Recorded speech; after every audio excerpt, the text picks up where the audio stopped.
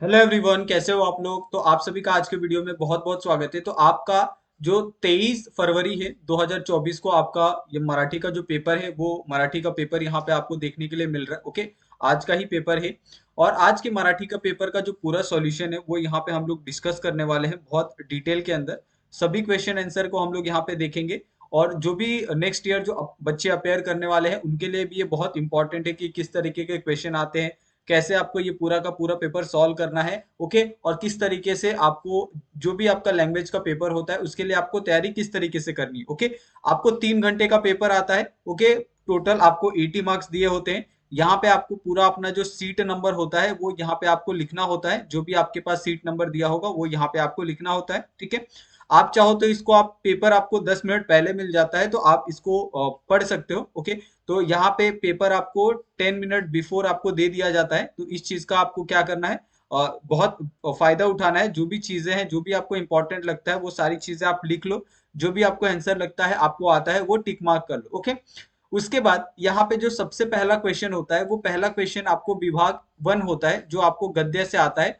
Total आपको 20 marks के लिए क्वेश्चन पूछा जाता है। ओके, और 20 मार्क्स के क्वेश्चन के लिए आपको यहाँ पे पैसेज दिया होता है। ओके, आपको इस पैसेज से क्या करना होता है, क्वेश्चन आंसर, जो भी आपका क्वेश्चन का आंसर है वो आपको ढूंढ के यहाँ से लिखना होता है। ओके, सबसे पहला अगर आप यहाँ पे क्वेश्चन देखोगे तो आपको यहाँ पे दिया है चौकटी पूर्ण करा। ओके, विचाराची गति म्हणजे, तो इसका जो आंसर है, इसका आंसर है आपका प्रगति। अगर आप क्वेश्चन आंसर चेक कर रहे हो तो इसका पहले का आंसर है प्रगति। अगर आपने प्रगति लिखा है तो आपका करेक्ट आंसर है। ओके, दूसरे का है यहाँ पे दिशा विहीन गति म्हणजे, तो इसका जो आंसर है वो आंसर है इसका अधोगति। ओके, तो सभी का आंसर यहाँ पे मैं आपको यहाँ पे प्रोवाइड करने वाला हूँ। इसका आंसर है अधोगति। अगर आप यहाँ पे सेकंड क्वेश्चन देखते हो, सेकंड क्वेश्चन आपको यहाँ पे दिया है कारणे लिहा। तो माणूस घरातून दारात आला की वाहनावर आडून होतो कारण। ओके, तो यहाँ पे आपको दो कारण पूछे, आपको पहला कारण दूसरा कारण दोनों देना है। तो 2 मार्क्स क्वेश्चन आपको मिलेंगे। अगर आप एक ही कारण देते हो यहाँ पे तो एक ही मार्क्स आपको यहाँ पे मिलेगा। ओके, तो जो सबसे पहला कारण अगर आपने इसका लिखा होगा वो यहाँ पे मैं लिख देता हूँ। ओके, वेळ थोडा असतो,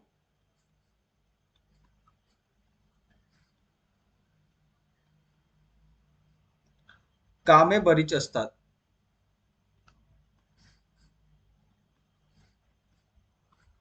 और ये जो भी आंसर है, ये सारे का सारा जो आंसर है ये मैं आपको पैसेज से ही बता रहा हूँ। ओके, पैसेज के बाहर का कुछ भी नहीं है।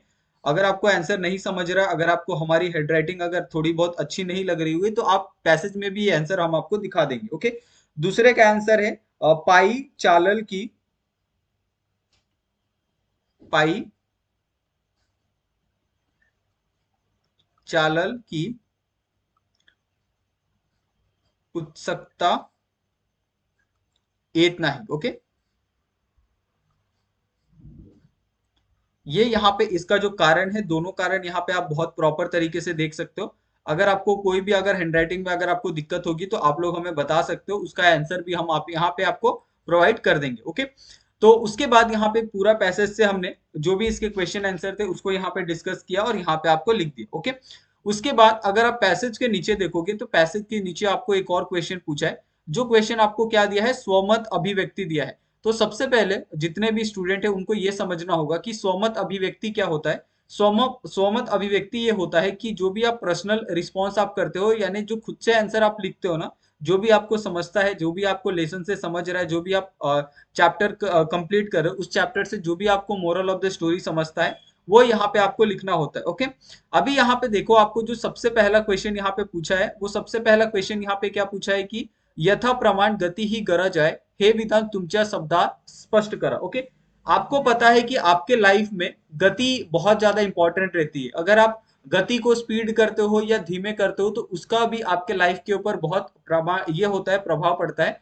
जिस तरीके से आप एक गाड़ी की स्पीड ले लो, बाइक की स्पीड ले लो, या जो भी आप वाहन चलाते हो उसकी स्पीड ले लो। ओके, अगर उसकी स्पीड बहुत ज्यादा है तो वो आपके लाइफ के ऊपर भी इम्पैक्ट करेगी। अगर उसकी स्पीड बहुत स्लो है तो वो आपका टाइम बहुत ज्यादा कंज्यूम करेगा। ओके, तो इस तरीके से आपको यहाँ पे जो एक गति होती है, ओके, उसके बारे में एक प्रमाण गति आपके जीवन में बहुत ज्यादा इंपॉर्टेंट है। इसके बारे में यहाँ पे आपको कुछ शब्द लिखने थे, जिसके लिए यहाँ पे आपको 4 मार्क्स दिए थे। तो आप बहुत सारे प्रमाण के बारे में आप बता सकते हैं कि जिस तरीके से हमारे जीवन में अगर हम अच्छे तेज गति से और एक सामान्य गति से और बहुत सुगम तरीके से अगर हम लाइफ में आगे बढ़े तो हम जीवन में बहुत सारी चीजें हैं वो अचीव कर सकते हैं। हम धीरे धीरे बहुत सारी चीजों को हम ये कर सकते हैं, हासिल कर सकते हैं। तो यही सारी चीजें क्या थी, आपको यहाँ पे आंसर में बतानी थी। ओके, अगर आप ये क्वेश्चन को स्किप कर देते हो, अगर आप ये क्वेश्चन को करते हो जो आपका सेकंड क्वेश्चन है, तो सेकंड क्वेश्चन में यहाँ पे साफ साफ आपको लिखा है कि वाहन चालवत असताना कोणती काळजी घ्यावी ते सविस्तर लिहा। ओके, अगर आपके पास गाड़ी है, अगर आप गाड़ी चलाते हो या आपके मम्मी पापा गाड़ी चलाते हैं, आपके पेरेंट्स गाड़ी चलाते हैं, तो उनको गाड़ी चलाते समय आपको क्या क्या चीजों का ध्यान रखना चाहिए, आप कैसे बता सकते हो या कैसे आप अपने खुद से ध्यान रख सकते हो, यही सारी चीजें यहाँ पे आपको बतानी थी। ओके, कि जब भी आप गाड़ी चलाओ, ओके, गाड़ी चलाते समय आपको क्या क्या बातें ध्यान में रखनी है, क्या क्या बातों का आपको पालन करना है, क्या क्या जो ट्रैफिक रूल है उनका आपको पालन करना है, ये सारी चीजें यहाँ पे आपको पूछी थी। और यही सारी, तो यहाँ पे अगर आप देखोगे कि ऑप्शन में भी आपको सेम क्वेश्चन पूछा है, लेकिन ये सेम क्वेश्चन आपको डायरेक्टली पूछा है कि वाहन चलाते समय आपको क्या क्या चीजों की सावधानी बरतनी चाहिए, चाहे आपके पेरेंट्स वाहन चलाते हो या फिर आप गाड़ी चलाते हो, तो आपको कौन कौन से ट्रैफिक नियमों का पालन करना चाहिए, आपको कौन कौन सी सावधानी बरतनी चाहिए, जब भी आप बाहर जाते हो तो आपको हेलमेट पहन के जाना चाहिए। ओके, प्रॉपर तरीके से अगर आप कार में जा रहे हो तो प्रॉपर तरीके से आपको सीट बेल्ट पहनना चाहिए। ओके, आपकी कार प्रॉपर तरीके से एक सर्विस होनी चाहिए, आपकी गाड़ी प्रॉपर तरीके से सर्विस होनी चाहिए। तो ये सारी चीजों को आपको हमेशा देखना है और यही यहाँ पे आपको लिखना था। ओके, उसके बाद यहाँ पे आपको पूछा गया था कि खालील उत्तरांच्या आधारे सूचनेनुसार कृती करा। ओके, जिसको कि 8 मार्क्स के लिए आपको पूछा गया था, जिसमें अगर आप पहला यहाँ पे क्वेश्चन देखते हो, ओके, पहला क्वेश्चन आपको क्या पूछा है कि जेव्हा दांत दुखतो तेव्हा लेखकाला होणार साक्षात्कार। ओके, लेखक का जब दांत दुखता है तो लेखक को कौन कौन से यहाँ पे साक्षात्कार होते हैं, ये यहाँ पे आपको बताना था। ओके, अगर आप यहाँ पे इसके दो ऑप्शन देखते हो तो दोनों यहाँ पे आपको पैराग्राफ में बहुत अच्छे से पैसेज के अंदर देखने के लिए मिलेगा।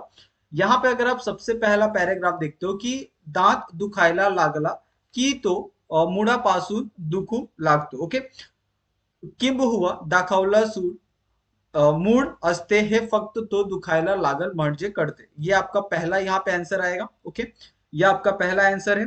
दूसरा आंसर है यहाँ पे आरोग्य साडाच्या पुस्तक पाहिलेला दाताचे चित्र आणि प्रत्यक्ष आपला दात फार फरक असता पाहिजे। ओके, तो ये आपका यहाँ पे दूसरा ऑप्शन। ओके, तो दोनों जो आपके ऊपर ऑप्शन लिखने थे, पहला और दूसरा, यहाँ से आपको क्या करना था, लिखना था। ओके, उसके बाद यहाँ पे आप दूसरा क्वेश्चन देख सकते हो जहां पे आपको पूछा गया है कि दुसऱ्या दाताबद्दल लेखकांची मत। ओके, तो दूसरे दांत के बदले लेखक का क्या मत था उसके बारे में यहाँ पे आपको बताना है।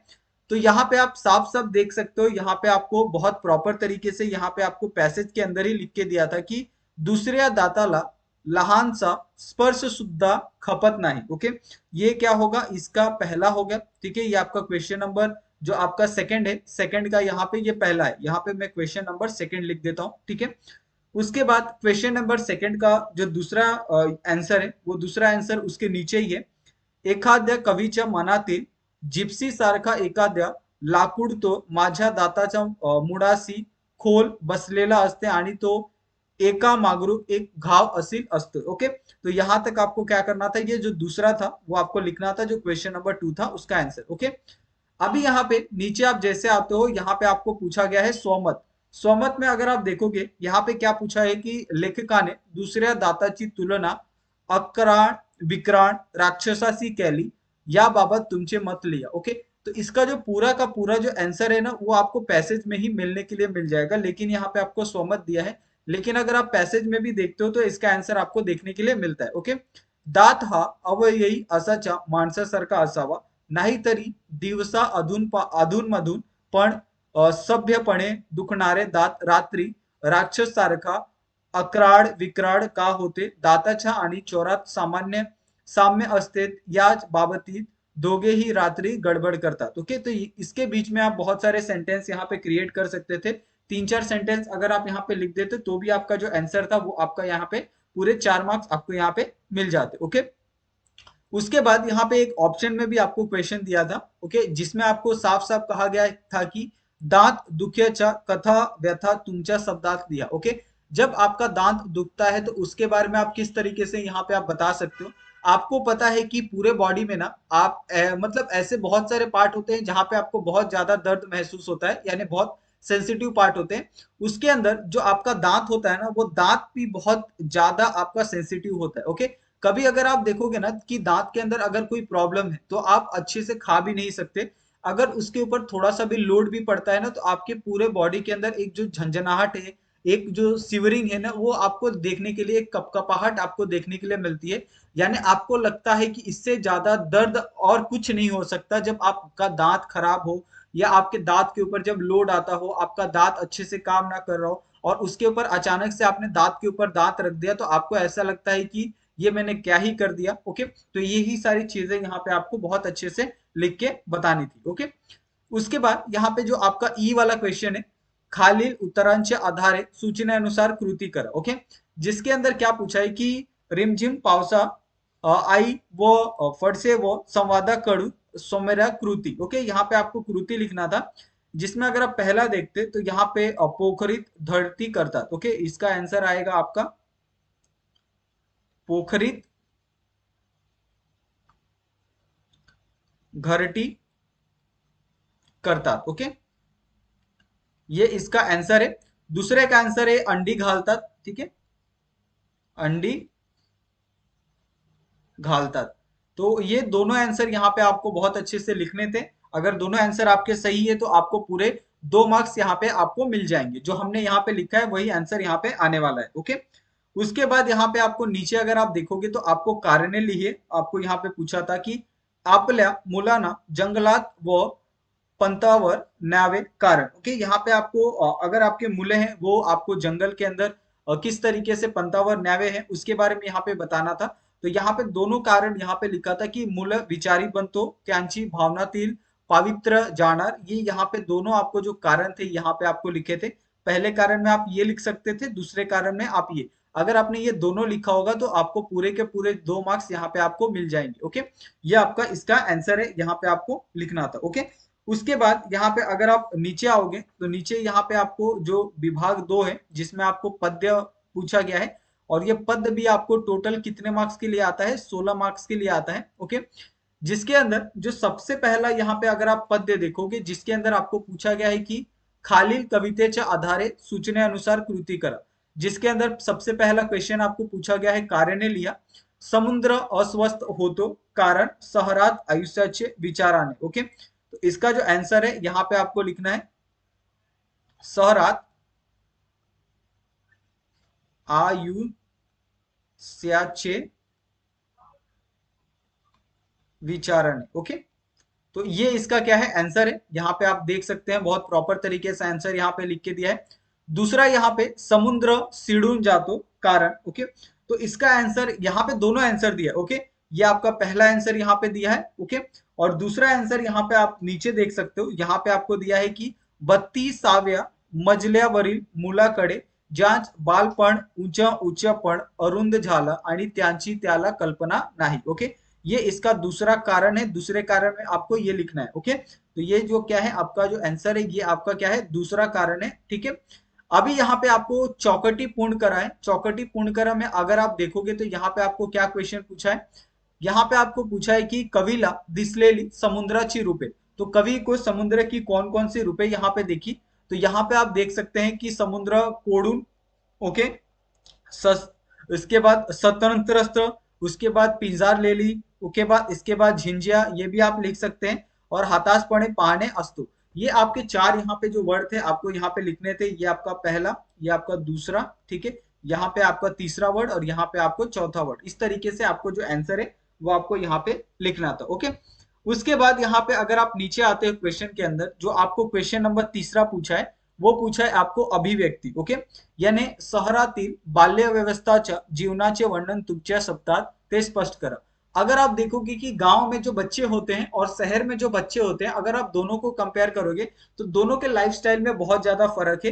तो उसी के बारे में यहाँ पे पूछा है कि बाल्य अवस्था में अगर आप शहर में हो और सेम बाल्य अवस्था में अगर आप गांव में हो तो दोनों में क्या फर्क है। ओके, गांव में अगर आप देखोगे तो गांव में बड़ों के संस्कार आपको मिलते हैं, चारों तरफ हरियाली, शुद्ध हवा, शुद्ध भोजन, बहुत जो पौष्टिक आहार है वो आपको खाने के लिए मिलता है, बहुत अच्छी संगत आपको गांव में देखने के लिए मिलती है, जो आपके वडील होते हैं, बड़े होते हैं, वो आपके साथ हमेशा आपको कंधे से कंधा मिलाए, आपके हर एक छोटी बड़ी गलती में आपका साथ देते हैं, आपको सपोर्ट करते हैं। लेकिन अगर आप वही शहर में देखते हो, अगर शहर में बच्चों की जो जिंदगी है वो कैसी है कि उनको सुबह उठना है, सुबह उठ के वो स्कूल जाना है, स्कूल से आने के बाद उनको दूसरी एक्टिविटी करनी है, फिर उनको सो जाना है, फिर नेक्स्ट डे सेम रूटीन उनको करनी है। ओके, शहरों में आपको कहीं पे भी हरियाली नहीं देखने के लिए मिलेगी, चारों तरफ आपको बड़ी बड़ी बिल्डिंगें आपको देखने के लिए मिलेगी, बहुत मुश्किल से एक दूसरे से संवाद आप शहर में कर सकते हो। अगर आप एक ही बिल्डिंग में अगर आप रहते हो ना, तो आपको एक ही बिल्डिंग में आपके ऊपर कौन है, आपके नीचे कौन है, ये आपको नहीं पता होता है।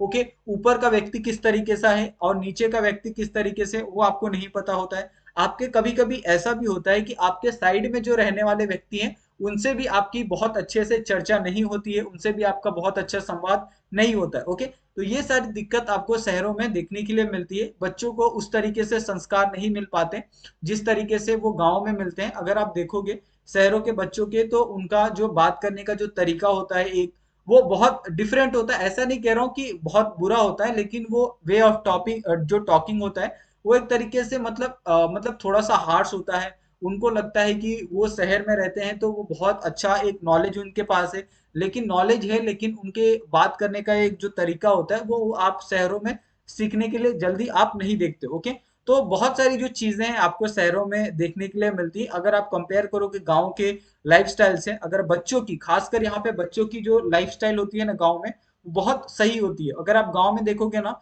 गांव का एक भी जो बच्चा होता है ना, वो कभी भी आपको कमजोर, दुबला पतला या फिर किसी बीमारी से ग्रस्त आपको नहीं दिखेगा।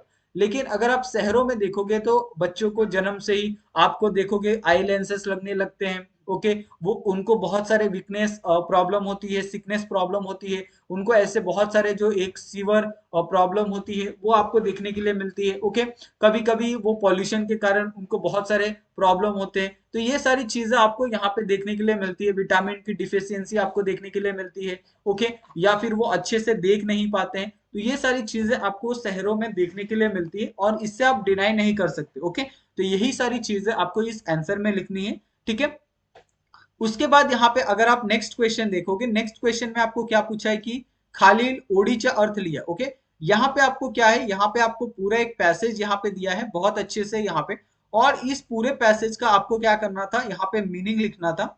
और ये जो पूरा जो पैसेज है, इसके जो राइटर है वो हीरा बंसोड़े हैं। ओके, हीरा बंसोड़े जी ने ये पूरी जो कविता है वो लिखी है। ठीक है, तो ये हीरा बंसोड़े की कविता का आपको यहाँ पे बहुत अच्छे से एक्सप्लेन करना था कि इस कविता के अंदर आपको क्या क्या चीजें यहाँ पे देखने के लिए मिलती है। तो यहाँ पे जो आरसा स्त्री है, बाहेरच्या स्थिती म्हणत आहे, और यहाँ पे किस तरीके से बाहर की स्थिति होती है उसी के बारे में यहाँ पे वो जो पूरी पोयम है उसमें आपको यहाँ पे बताना था, और इसी के बारे में यहाँ पे आपको इंडिकेट करती है।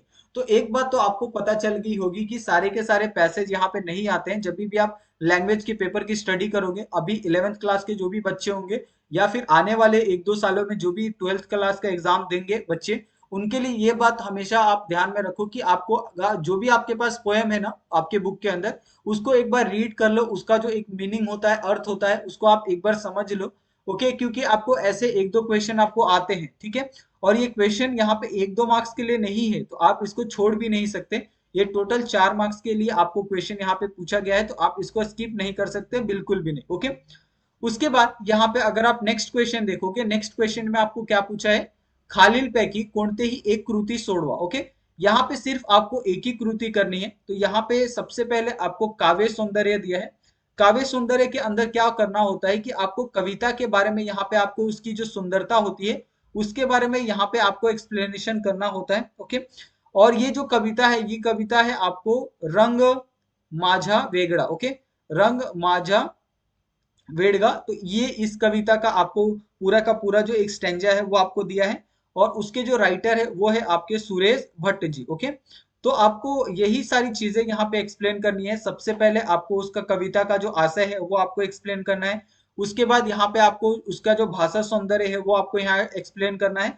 और इसी तरीके से अगर आप जाओगे ना, तो ही आपको यहाँ पे 4 मार्क्स मिल सकते हैं। ओके, अगर आप डायरेक्टली यहाँ पे स्टार्ट कर देते हो कि ये कविता में मुझे ये अच्छा लगा, लेकिन अगर आपको पता ही नहीं है कि कविता कहाँ से आई है, इसका आशय क्या है, इसके अंदर इसकी सुंदरता क्या है, भाषा सौंदर्य क्या है, कविता का सौंदर्य क्या है। अगर आपको ये सारी चीजें नहीं पता है तो आपको इसके अंदर बहुत दिक्कत होगी और आपको 4 मार्क्स से पूरे 4 मार्क्स नहीं मिलते। ओके, तो कभी भी आप जब भी आंसर लिखोगे ना, तो आंसर को आप पॉइंट वाइज बहुत अच्छे से क्या करोगे, मेंशन करके लिखोगे। ओके, उसके बाद यहाँ पे आपको ये भी पूछा है कि वरील ओढीतील भाव सौंदर्य स्पष्ट करा, और इसके बारे में आपको भाव सौंदर्य भी यहाँ पे आपको क्या करना था, एक्सप्लेन करना था। ओके, उसके बाद अगर आप नेक्स्ट इसी में देखोगे, ऑप्शन भी आपको दिया था, जिसमें ऑप्शन में आपको रस ग्रहण दिया था। ओके, तो रस ग्रहण में अगर आप देखोगे कि ये जो पूरी यहाँ पे जो लाइन दी है, पंक्ति दी है, ओके, ये पूरी जो पंक्ति होती है, ये पूरी पंक्ति आपको रोज मातीत से आपको यहाँ पे निकाल के दी है। ओके, रोज मातीत, ये आपको स्टैंजा आपको यहाँ से आपको मिला है। ओके, जो इसके राइटर हैं वो राइटर है इसकी कल्पना दुधाड़ जी। ओके, और इसके अंदर आपको क्या क्या चीजें लिखनी थी, इसके अंदर आपको इस पूरे जो भी स्टैंजा दिया था उसका आशय लिखना था। आशय में आपको ये दोनों पॉइंट आपको मेंशन करने थे। ओके, ये आपका पहला पॉइंट लिखना था। दूसरा पॉइंट आपको इसका जो काव्य सौंदर्य है वो आपको यहाँ पे क्या करना था, एक्सप्लेन करना था। ठीक है, काव्य सौंदर्य यहाँ पे आपको बताना था।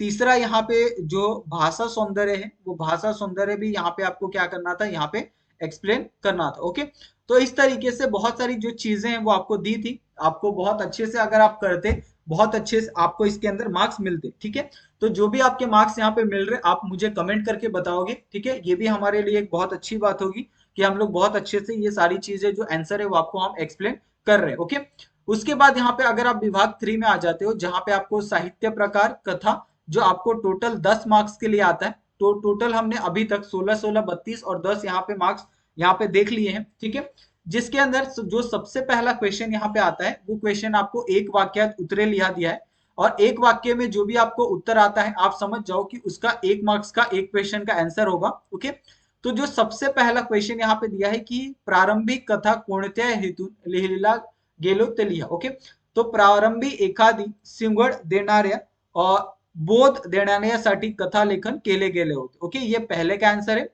दूसरे का है कथेची व्याख्या लिहा। तो कथेची व्याख्या अगर आप देखोगे इस पेज पे नहीं लिखा है, लेकिन अगर आप नेक्स्ट पेज पे यहाँ पे देखोगे तो एक विशिष्ट स्थलकाली पात्रांच्या परस्पर संबंधातून घडलेला भाटनाचे एखाद्या विशिष्ट हेतून केलेला उत्कंठावर्धक चित्रण म्हणजे कथा। ओके, ये इसका यहाँ पे दूसरा जो आंसर है वो आपको यहाँ पे इसका लिखना था। ओके, उसके बाद नीचे अगर आप आओगे तो नीचे यहाँ पे अगर आप दूसरा क्वेश्चन देखते हो, जहां पे आपको कथा लेखनासाठी आवश्यक असणारे 4 मुद्दे लिया। ओके, कथा जब भी आप करते हो तो उसके अंदर कौन कौन से पॉइंट बहुत ज्यादा इंपॉर्टेंट होता है उसी के बारे में यहाँ पे पूछा है, और ये आपको यहीं पे पॉइंट आपको मिल जाएगा कि एखाद्या कथित पात्रांच्या प्राधान्य असेल तर एखाद्या कथित प्रसंगाच्या कधी लेखकांना दृष्टिकोन अधिक महत्वाचा असून शकतो, तर एखादी कथा वातावरण निर्मितीचा हेतू लक्षात घेऊन लिहिलेला जाऊ शकतो, तीच गोष्ट विचारांची आणि भावनाची असू शकतो।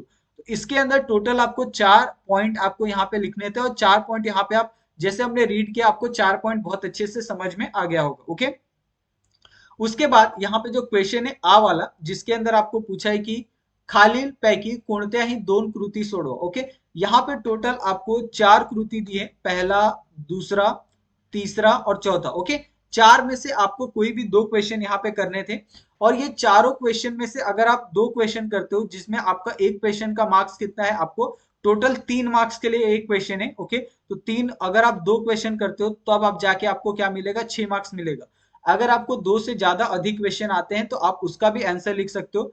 ऐसे में क्या होता है कि जिसमें आपको अधिक मार्क्स मिला होता है, सपोज अगर क्वेश्चन मार्क्स में, अगर क्वेश्चन 1 में अगर आपको सिर्फ 3 मार्क्स मिलता है, ओके, क्वेश्चन 2 में अगर आपको सपोज 3.5 मिलता है, और आपको क्वेश्चन 3 में भी अगर आपको 3.5 मिल जाता है, 3.5, तो ये जो आपका 3.5 है, 3.5 है, ये काउंट होगा, और जो आपका 3 है वो काउंट नहीं होगा। तो हमेशा ऐसा ट्राई करो कि अगर आपको ऑप्शन में अगर एक से ज्यादा अगर आपको आता है, और 2 में अगर आप बहुत ज्यादा कॉन्फिडेंट नहीं हो कि मैं इसमें 4 में से 4 स्कोर कर सकता हूँ, तो आप ऑप्शन की तरफ चले जाओ। ऑप्शन में जो भी आपको लगता है वो आप उसका आंसर लिख दो। ओके, और इसके लिए आपको बेसिकली आपको टेक्स्ट बुक पढ़ना पड़ेगा। टेक्स्ट बुक बिना पढ़े आपको नहीं आने वाला है। टेक्स्ट बुक के अंदर ये सारी चीजें आपको बहुत अच्छे से प्रॉपर तरीके से बताई गई है। ओके, सभी चीजें पैसेज से नहीं आती, एक बात आप क्लियर कर लेना। जब तक आप आपका बुक नहीं पढ़ोगे, आपको बुक के अंदर की जो चीजें अगर आपको नहीं करनी है, तब तक आपको अच्छे मार्क्स स्कोर नहीं हो पाएंगे। ओके, तो आप बुक पढ़ो। अगर आप बुक को अच्छे से कंप्लीट कर लेते हो तो आप आसानी से बहुत अच्छा मार्क्स स्कोर कर सकते हो। ओके, उसके बाद यहाँ पे उपयोजित मराठी जो आपको 14 मार्क्स के लिए यहाँ पे पूछा गया है, इसमें भी सेम आपको यही है, आपको सिर्फ 2 कृति करनी है और ये सारे कृति यहाँ पे अगर आप देखोगे 2-2 मार्क्स के यहाँ पे दिए हैं।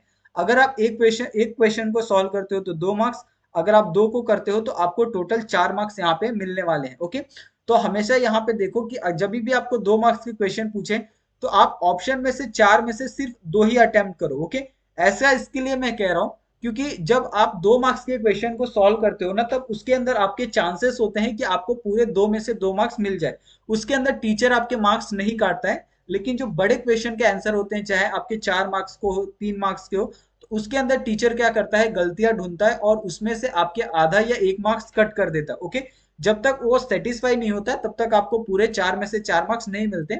इसके लिए जब भी आपको यहाँ पे 2-2 मार्क्स के क्वेश्चन आते हैं, 1-1 मार्क्स के क्वेश्चन आते हैं, तो आप जितने ऑप्शन में दिए हैं उतने ही करो। अगर आपको 4 में से 2 पूछा है, 2 में से 1 करने के लिए बोला है, तो आप 1 ही करो, 2 ही करो। ओके, आप ऑप्शन को मत लो यहाँ पे। अगर आप ऑप्शन में यहाँ पे उलझ जाओगे तो आपके मार्क्स यहाँ पे कट होने के चांसेस होते हैं। ओके, क्योंकि टीचर्स को क्या लगता है, यहाँ पे अगर उसने 2 से ज्यादा क्वेश्चन किए हैं तो वो क्या करता है, 2 में आपके 1.5 दे देता है। अगर आप 2 ही करते तो आपका एक ऐसा इम्पैक्ट पड़ता है कि हाँ ये इसको अच्छे से आता है, इसने बहुत प्रॉपर तरीके से आंसर लिखा है, तो वो क्या करता है कि टीचर आपको पूरे 4 के 4 मार्क्स यहाँ पे बहुत आसानी से क्या करता है, वो दे देता है। ओके, उसके बाद यहाँ पे अगर आप देखोगे तो यहाँ पे अगर आप क्वेश्चन देखोगे, ये क्वेश्चन थोड़ा सा इंटरेस्टिंग है। क्यों इंटरेस्टिंग है? क्योंकि जैसे अगर आप देखते हो कि हम लोग हिंदी के अंदर कैसा करते हैं कि अगर आपको कुछ लेटर दिए हैं, आपको उस लेटर से क्या करना होता है, एक कहानी प्रिपेयर करना होता है, एक कथा लिखनी होती है। आप इंग्लिश में भी ये सारी चीजें आपने देख ली होगी। ओके, सेम चीज है यहाँ पे आपको दी है। आपको क्या करना है, यहाँ पे जो भी आपको पॉइंट दिए ना, उससे आपको 2 चीजें, यहाँ पे कोई भी 4 में से आपको 2, आपको क्या करना है, यहाँ पे दोनों का मतलब यहाँ पे लिखना है। और दोनों के मतलब आपके ऐसे होने चाहिए कि ये सारे के सारे पॉइंट क्या होने चाहिए, उसके अंदर मेंशन होने चाहिए। आप ये दोनों कर सकते हैं, आप ये दोनों कर सकते हैं, आप चाहे तो पहला और तीसरा भी कर सकते हैं। यहाँ पे आप चाहो तो तीसरा और यहाँ पे चौथा भी आप कर सकते हो। ये आपके ऊपर ऑप्शन है, आप कौन सा भी यहाँ पे क्वेश्चन का आंसर यहाँ पे आप कर सकते हो। ओके, उसके बाद नीचे यहाँ पे आओगे तो विभाग 5 में व्याकरण आता है। ओके, व्याकरण यहाँ पे देखो आपको बच्चों टोटल 20 मार्क्स का व्याकरण है। ओके, यानी 20 मार्क्स यहाँ पे सबसे इजी आपको यहाँ पे मिलने वाले हैं। ओके, और ये 20 मार्क्स में से आपको पूरे के पूरे 20 मार्क्स आने ही चाहिए, उसमें आपको गलती बिल्कुल नहीं करनी है। ओके, जिसके अंदर सबसे पहला क्वेश्चन यहाँ पे देखोगे कि योग्य पर्याय निवडा, निशिगंधासारखा निशिगंधाचे होय, वरील विधानाचे उद्गार उद्गार्थले। ओके, यहाँ पे आपको क्या लिखना है, उद्गार्थी वाक्य ओळखून लिया, उद्गार्थी वाक्य लिखना है। और इसका जो आंसर है वो है सेकंड वाला, निशिगंध म्हणजे निशिगंधच। ओके, तो ये इसका आंसर है। उसके बाद यहाँ पे अगर आप र वाला क्वेश्चन देखते हो, जहां पे आपको सूचना प्रमाणे सोडवा, पुढील पुढील सगळे मार्ग बंद होईल। ओके, यहाँ पे आपको ये पूछा और इसका क्या करना है, नकारात्मक नकारार्थी वाक्य यहाँ पे आपको बनाने के लिए कहा है। ओके, तो इसका जो नकारार्थी वाक्य आएगा वो क्या आएगा, यहाँ पे पुढील कोणत्या मार्ग सुरू नव्हता। ओके, ये क्या है, इसका आंसर यहाँ पे आपको इस तरीके से लिखना था कि यहाँ पे नकारार्थी यानी एक तरह से नेगेटिव आपको यहाँ पे बताना था। यहाँ पे आपको पुढील मार्गे बदल हुई, लेकिन इसको बदल को क्या करना था, ना बदल करना था, यानी आपको इसका एक अपोजिट जो सेंटेंस था वो यहाँ पे आपको लिखना था। ओके, उसके बाद नेक्स्ट क्वेश्चन आपको लिखना था, योग्य पर्याय निवडा, यानी पति पत्नी या सामाजिक शब्दातील समास ओळखून लिया। ओके, आपको क्या करना है, यहाँ पे आपको समास यहाँ पे आपको लिखना है। ओके, पति पत्नी का समास क्या होने वाला है, यहाँ पे द्वंद्व समास होने वाला है। यानी द्वंद्व मतलब एक दूसरे के साथ वो क्या करते हैं, अपनी पूरी जो लाइफ होती है पति पत्नी, वो यहाँ पे व्यतीत करते हैं। इसके लिए क्या होगा, यहाँ पे द्वंद्व समास आएगा। ओके, कार्यधारक समास इसका मतलब होता है जहां पे आप कार्य करते हो। ओके, उसके बाद यहाँ पे नेक्स्ट आपको पूछा है कि, यहाँ पे आपको पूछा है कि पावलो गावली या समासिक शब्दातील रसाचे नाव लिहा। ओके, यहाँ पे आपको पावलो पावली का यहाँ पे आपको जो समासिक शब्द है वो आपको यहाँ पे लिखना है। तो इसका जो समासिक शब्द है वो है आपका अवयवी भाव। ओके, समास। ये इसका क्या है, यहाँ पे आंसर है। जो आपको यहाँ पे ऑप्शन नंबर 3 दिख रहा है, यही आपका क्या है, यहाँ पे आपको आंसर यहाँ पे आने वाला था। ठीक है, उसके बाद यहाँ पे जो क्वेश्चन नंबर 3 है, जिसके अंदर आपको योग्य पर्याय निवडा यहाँ पे पूछा गया था कि मी हकलेच उठतो या वाक्यातील प्रयोग ओळखून लिहा। ओके, तो उसका जो आंसर है, वो उसका आंसर सबसे पहला यहाँ पे कर्तरी प्रयोग है, जो सबसे पहला आंसर है।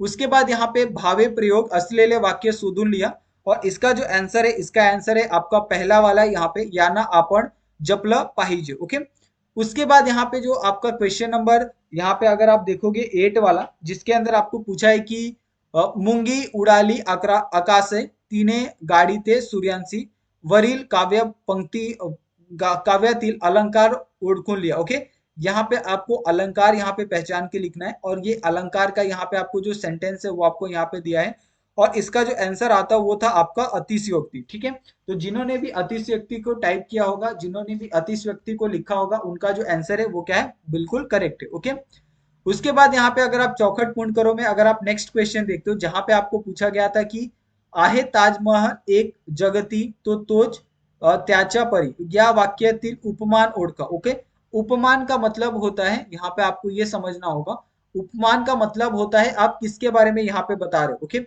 यहाँ पे आप किसके बारे में बता रहे हो, यहाँ पे आप बता रहे हो ताजमहल के बारे में। ओके, तो ये ताजमहल होगा वो इसका उपनाम होगा। ओके, और यही इसका आंसर भी होगा। ठीक है, उसके बाद यहाँ पे क्वेश्चन नंबर 5 है, जिसके अंदर आपने पूछा है कि फितूर होणे या काव्य प्रकाराच्या अर्थ खालील पर्यावरण ओळखून लिहा, और इसके लिए आपको कितने मार्क्स है, इसके लिए आपको 1 मार्क्स यहाँ पे दिया गया है।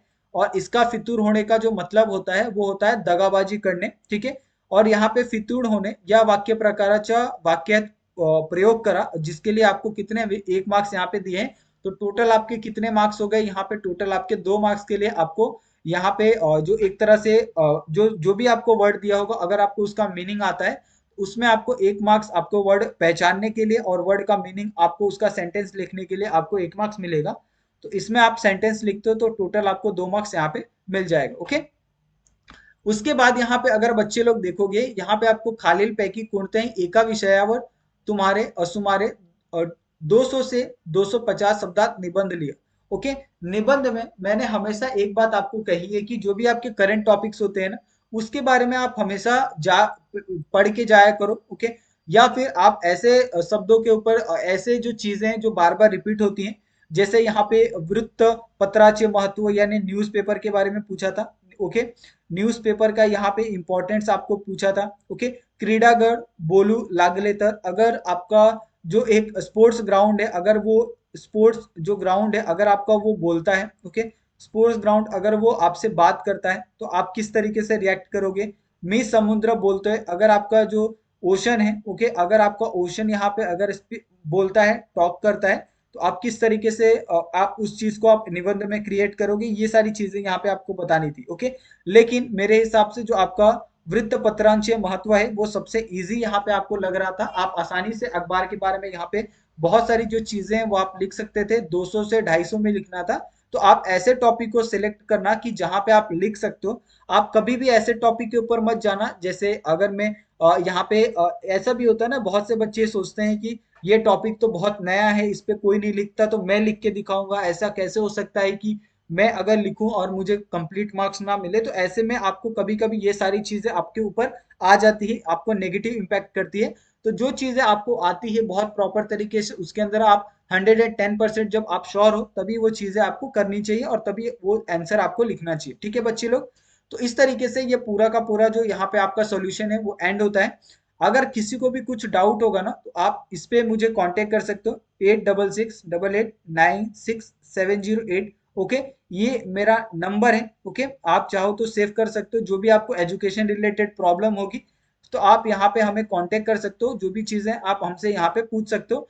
और हमारा टेलीग्राम का चैनल है वो भी आप क्या करो, ज्वाइन कर लो। वहां पे आपको इसका पूरा का पूरा जो आपको ये है नोट्स है वो आपको यहाँ पे प्रोवाइड होता है। अभी आप बीएससी करोगे या फिर आप ऐसे बहुत सारे कोर्सेस है, आप नीट या जेडबल करोगे, लेकिन उसके लिए आपको केमिस्ट्री साइंस ही बहुत ज्यादा इंपॉर्टेंट होता है। आपको ये हमेशा, अगर आप साइंस लेते हो तो आपको ये करना ही पड़ेगा। ओके, साइंस आपने लिया है तो आपको ये लास्ट तक आपको ये जाना ही पड़ेगा।